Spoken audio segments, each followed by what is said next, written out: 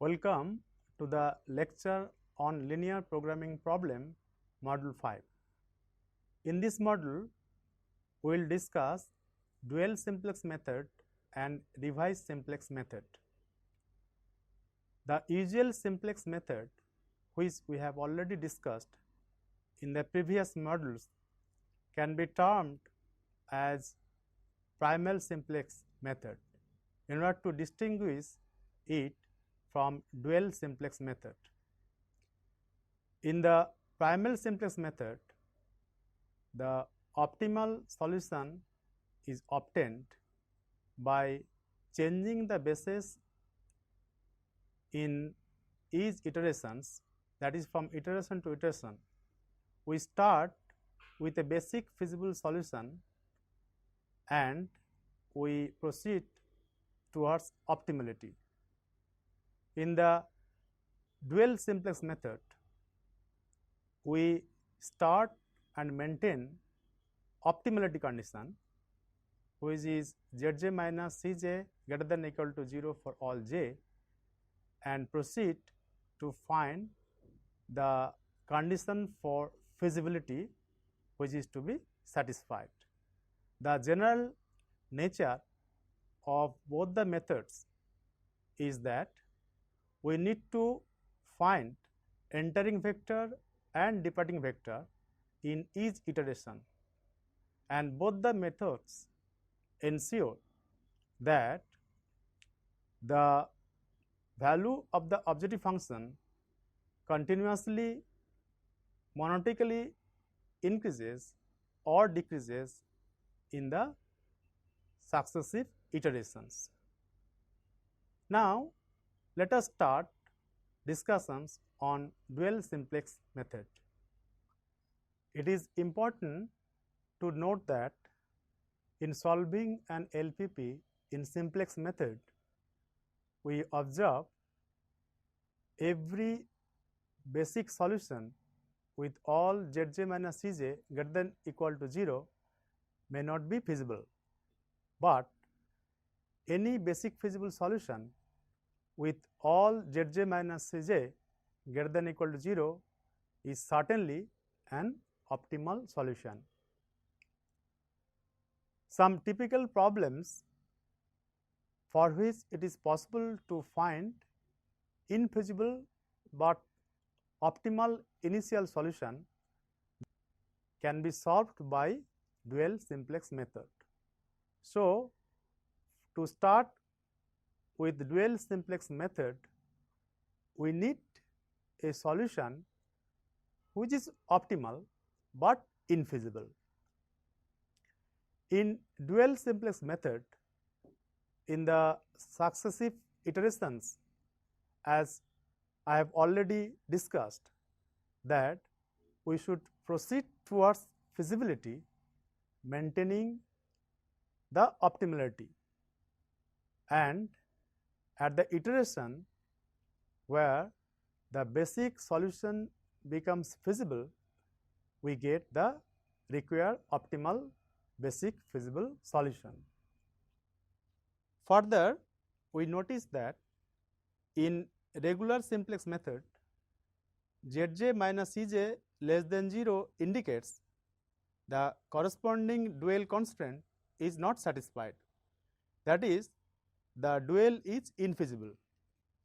So, when we start with a feasible but not optimal solution of primal, we may say that we start with infeasible but better than optimum solution of dual. As we proceed, the primal seeks optimality while the dual seeks feasibility. So, although the dual simplex method deals with primal, it seems that simplex method is applied simultaneously to its dual rather than primal. That is why the method is called dual simplex method. Dual simplex algorithm. Let me define the steps which we have to follow in solving an LPP by using dual simplex method. First, we have to convert the given LPP into a maximization problem with less than equal to type constraints. If we can convert the given problem into a maximization problem with less than equal to type, then we need to introduce only the slack variables. That means we never require artificial variable to get an initial basic feasible solution. In the second step, we introduce slack variables only and obtain an initial basic solution, and then we put this solution in the starting dual simplex table. Next, we test the nature of net evaluation Zj minus Cj in the starting table. If all Zj minus Cj and xbi's are non-negative, then optimum basic feasible solution has been obtained. And if all Zj minus Cj are non-negative and at least one basic variable xbi is negative, then we go to the next step. If at least one Zj minus Cj is negative, then the method is not applicable. So, the method to be applicable, we need at least one Zj minus Cj should be non-negative. In the next step, we select the most negative xbi. The corresponding basis vector will be the departing vector. Let xbr be the most negative basic variable. In the next step, we test the nature of xrj, j equal to 1 to up to n. If all xrj's are non-negative, then there does not exist any feasible solution. While if at least one xrj less than 0, then we compute Zj minus Cj by xrj, where xrj is less than 0, that is negative, and choose the maximum ratio and determine the entering vector. So, in this case, we observe that we first determine the departing vector and then we determine the entering vector, which is just opposite to the regular simplex method. In the regular simplex method, we first determine the entering vector and then we determine the departing vector. Here, the case is just reverse. In the next step, we proceed exactly in the same way as we do in regular simplex method until either an optimum basic feasible solution is obtained or there is an indication of no feasible solution. Now, we proceed to solve a given LPP by dual simplex method following the algorithm already discussed. Suppose that we have a problem minimize z equal to 6x1 plus 7x2 plus 3x3 plus 5x4 subject to three constraints. First one is 5x1 plus 6x2 minus 3x3 plus 4x4, which is greater than equal to 12, and then x2 plus 5x3 minus 6x4 greater than equal to 10, 2x1 plus 5x2 plus x3 plus x4 greater than equal to 8. So, all the constants are of greater than equal to type. So, our objective would be to convert this problem first into a maximization problem with less than equal to type. This slide shows that the given problem is converted in the standard form after introducing slack variables x5, x6 and x7. First we converted the given problem into maximization type with less than equal to sign, and then we introduce 3 slack variables x5, x6 and x7. Now this problem is now ready for the dual simplex.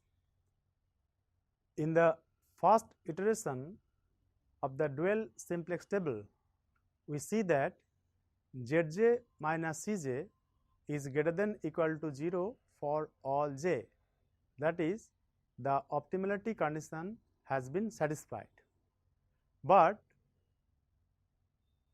the components of the required vectors are not greater than equal to 0. That means that the feasibility condition is violated. So we look for the most negative component of the required vector b, which is minus 12. This indicates that the corresponding vector a5 would be the departing vector, and in order to find the entering vector, we will find the negative component in this row. There are 3 negative components, minus 5, minus 6 and minus 4. So we will consider the ratios taking the values of the corresponding Zj minus Cj values. That means we are getting the ratio as minus 6 by 5, minus 7 by 6 and minus 5 by 4. And from this ratio we see that minus 7 by 6 is the maximum one, which corresponds to the vector a2. Therefore, a2 will enter in the basis. In the next iteration, we have basic variables x2, x6 and x7, and the corresponding basis will be a2, a6 and a7. From the values of Zj minus Cj, we see that the optimality condition has been satisfied, but the feasibility condition is still violated because the first 2 components of the requirement vector are negative. So we look for, or we select the most negative one, which is minus 8, and accordingly the corresponding vector a6 will leave the basis. Following the same rule, we determine the entering vector from the maximum ratio. Here the entering vector will be a3. In the next iteration, again we check that Zj minus Cj is greater than equal to 0, means the optimality condition is satisfied, and at the same time the components of V are all non-negative. That means the feasibility condition is also satisfied. Thus, we arrived at the optimal solution, and the optimal solution can be read off from this last iteration as x1 equal to 0, since x1 is not in the basis, x2 equal to 30 by 11, x3 equal to 16 by 11 and x4 equal to 0, as x4 is also not in the basis, and the corresponding minimum value of z equal to 258 by 11. The main advantage of dual simplex method over the usual or regular simplex method is that we do not require any artificial variable in the dual simplex method. Hence, a lot of labor is saved whenever this method is applicable. We have thus discussed the method of dual simplex. It is to be noted that this method is applicable only when we are getting an initial solution which is optimal but not feasible. Thus, this method is not always applicable to find the solution of any kind of LPP. It is applicable only to that LPP which in which or for which we can find an optimal but not feasible solution. Next, we will discuss the revised simplex method. Revised simplex method is an efficient computational procedure for solving an LPP with less labor. In this method, the most advantageous thing is that we need not to compute all the values of xv, yj and zj minus cj at each iteration, and this reduces a lot of labor. The core computation is rooted in the basis B and its inverse V inverse. The inverse of the next basis is computed directly from the current basis without actually inverting the next basis. The current basis inverse and the original data of the problem are used to determine the entering and departing vectors, which are most important for finding the optimal solution. Now, let us consider an LPP. Maximize z equal to Cx subject to x equal to b, where x is greater than equal to 0, and C and x transpose belonging to Rn, B transpose belongs to Rm, and A is an m by n real matrix. In order to solve this problem, what we do in revised simplex method is that we consider the objective function z equal to Cx as one of the constraints,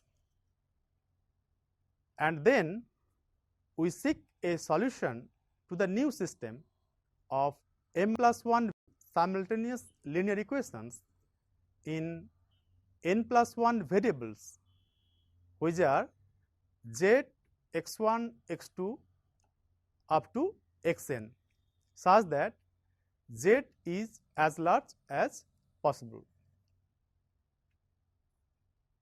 Let us take an example and apply the revised simplex method to find the solution of the problem.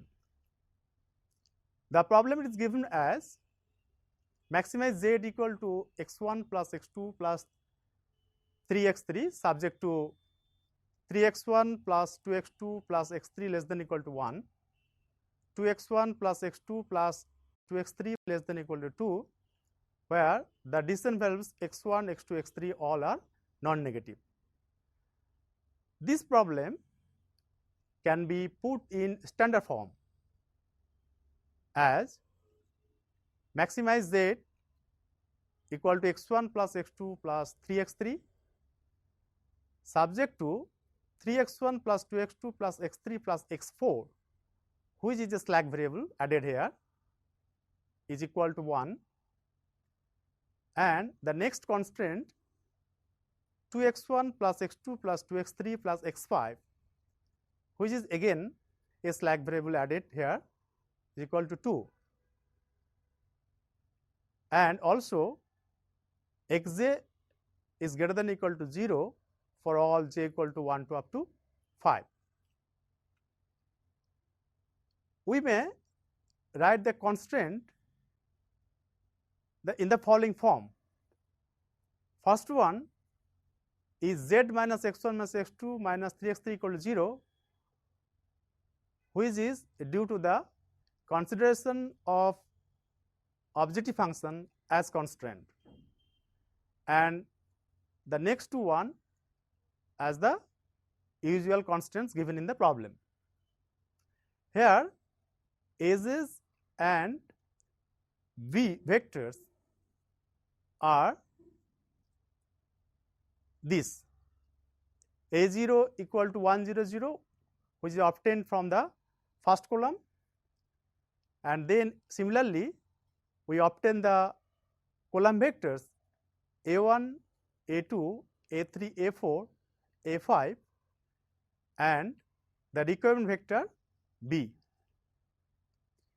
Obviously, the set of vectors a0, a4, a5 which forms the initial basis, as because a0, a4 and a5 are linearly independent. Now, we call a0, a4, a5 as b0, b1, b2. Now, the initial basis inverse can be easily obtained as B inverse equal to 1 0 0 0 1 0 and 0 0 1, and so the initial basic feasible solution is xb equal to B inverse B, that is we get as 0 1 2, which is the initial basic feasible solution. Now, we compute Zj minus Cj by multiplying the first row of B inverse by Aj for those vectors not in the basis. So, we compute here Z1 minus C1, which is equal to minus 1, Z2 minus C2, which is equal to minus 1, and Z3 minus C3, which is equal to minus 3. And minimum of these 3 Zj minus Cj for j equal to 1, 2 and 3 is Z3 minus C3, which is equal to minus 3, and since this value corresponds to the vector A3, therefore, A3 enters in the basis. So, thus we find the vector, that is the entering vector for the problem. Now, we compute the corresponding components of the entering vector by the formula y3 equal to B inverse A3, which is equal to minus 3, 1 and 2. Now, we put all these results in the following table. This table gives the basis, which is A0, A4 and A5, the initial basis, and then beta 1 as 0 1 0, beta 2 as we got 0 0 1, and initial solution, basic solution is 0 1 2, and the components we just calculated for the entering vectors as minus 3, 1 and 2. Now, our remaining job is to determine the departing or leaving vector, the vector which leaves the basis. We can find from the formula xbr by yrk, that is equal to minimum of 1 and 1, that means there is a tie in selecting the minimum ratio. Since we have a tie here in choosing the departing vector, we take A4 as arbitrarily to leave the basis, and we mark yrk as equal to 1. Now, we will transform the columns of the table, and for this we calculate the components. Beta j bar equal to beta j plus beta rj gamma 3, where gamma 3 is calculated by using this formula, which is equal to 3 0 minus 2, and then we can find the improved solution xb bar equal to xb plus xbr into gamma 3. Now, the improved value of beta 1 can be obtained by this formula as 3 1 minus 2, and the improved value is of beta 2 as we get 0 0 1, and the solution xb bar as 3 1 0. So, from this result we can directly find the new basis inverse. V hat inverse is equal to 1 0 0, 3 1 minus 2 and 0 0 1. Again, we will consider the first row of this inverse and find the Zj minus Cj values of the vectors which are not in the basis. So, we find here Zj minus Cj for j equal to 1, 2 and 4. So, here we find Z1 minus C1 equal to 8, which is a positive quantity, and similarly we find Z2 minus C2 equal to 5 and Z4 minus C4 is equal to 3, which is again a positive quantity. That is, Zj minus Cj is greater than equal to 0 for all the vectors which are not in the basis. This indicates that we have reached at the optimal situation. So, the solution is optimal as we find Zj minus Cj is greater than equal to 0, and we put the results in the following table. Now, we have the basis A0 bar, A3 bar and A5 bar. Beta 1 bar is 3 1 minus 2, beta 2 bar as 0 0 1, and the improved solution xb bar is 3 1 0. Thus, we obtain the optimal solution as x1 equal to x2 equal to 0. x1, x2 are 0 here because these variables are not in the basis, whereas from the table we see that x3 equal to 1 and the corresponding value of the objective function, that is z max, is equal to 3. In this module, we have discussed dual simplex method and revised simplex method. Keep in mind that dual simplex method is applicable only when we are able to get an initial infeasible but optimal solution. Revised simplex method has certain advantages. It can save a lot of labors, as well as while we are solving some LPP in computer, it saves lot of storage. With this, we finally conclude the chapter 1, which is on linear programming problem.